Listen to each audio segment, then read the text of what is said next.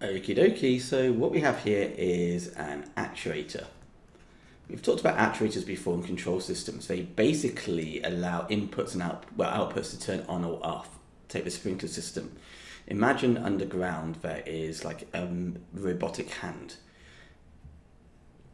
And we want to turn the sprinkler system on. This hand will turn like the dial, the knob, whatever you want to call it, to turn it on. The valve, water comes out. When we want to turn it off, this mechanical robotic hand will turn it the valve the other way, and the water turns off.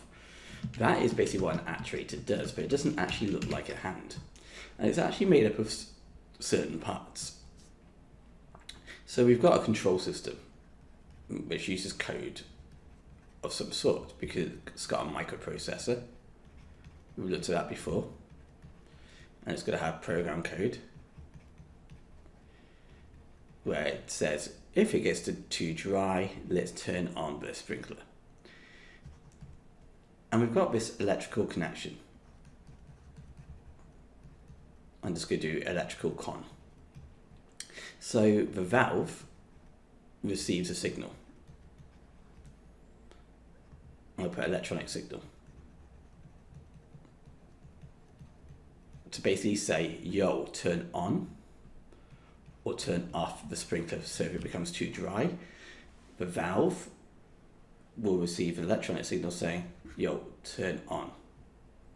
The valve is down here.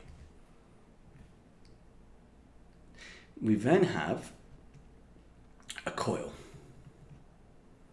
and armature. So this signal saying like turn on or turn off, it gets electronic flow. So this electronic signal creates electronic flow. So a current to form. It goes to the coil and the armature, and it creates a magnetic field around it.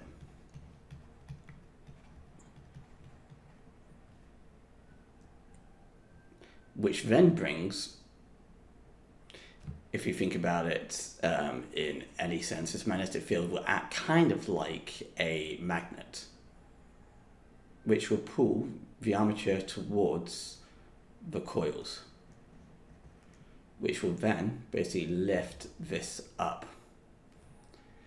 So the valve opens.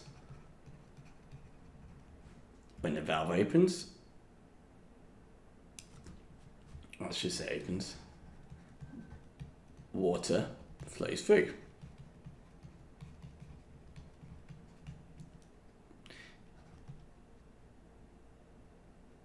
When enough water's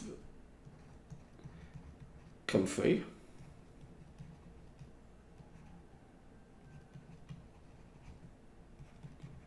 spring activates. So there is a spring, this spring here. So it activates.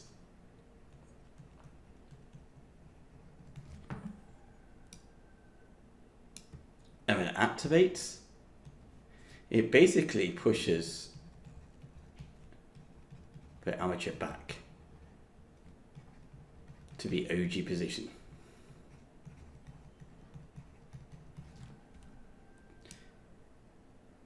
So, recap. The control system has code which sends an electronic signal to the electrical connection. The electrical connection will receive the value of it, like turn it on, turn it off. It will then pass this electronic signal to the coil and to the armature, which is basically, the signal is like an electric current, which will then create a magnetic field, which will then drag up this armature. So it'll pull it up like a magnet. These become like magnetized. The armature will go up, which will release when this goes up. All the water which is inside will come out. When it's been enough, the spring pushes down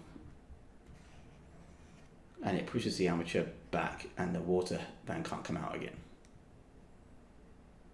That is how an actuator works for different contexts. So it might not be a sprinkler system. It could be, I don't know, turning on like your heating in your house, air conditioning unit, any of those things.